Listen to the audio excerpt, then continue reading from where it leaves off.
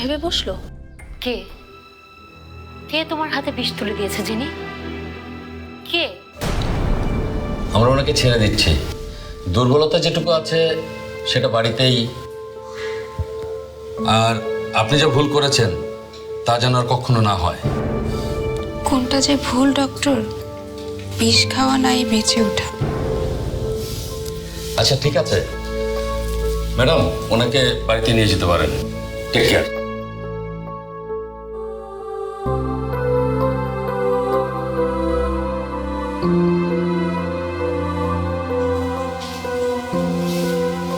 Jenny, আপু, তোমার কাছে আমার একটাই রিকোয়েস্ট, রবিন যেন কিছু জানতে না পারে।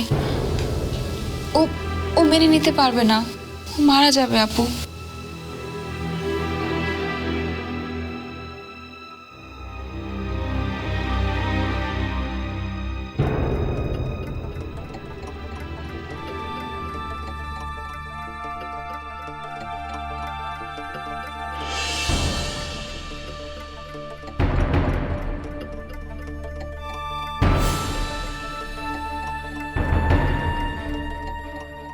কে তোমার হাতে বিষ তুলে দিয়েছিল? কে? তুমি বিশ্বাস করবে না আপু, তুমি তুমি তো মরতে বসেছিলে জেনি। তোমাকে বিশ্বাস করবো না? কোনোদিন যেন এসব কথা বলতে না হয় তাই মরতে বসেছিলাম আপু। কিন্তু দেখো, পারলাম না। আমার জীবনটা এতই বিষের চেয়ে রবিনের মায়ের দেওয়া বিষও আমাকে বাঁচিয়ে রাখলো।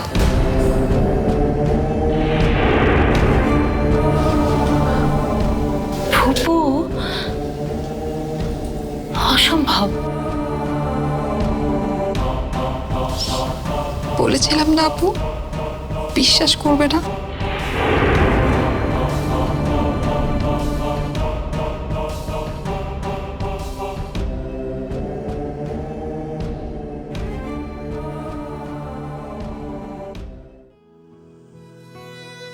আসি আপু।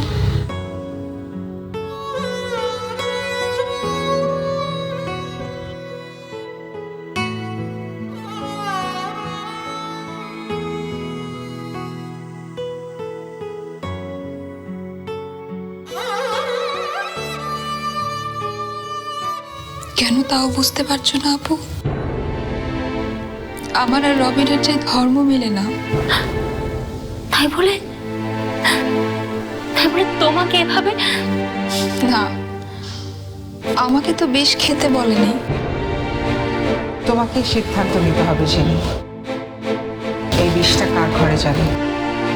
আমার ঘরে, রবিনের ঘরে,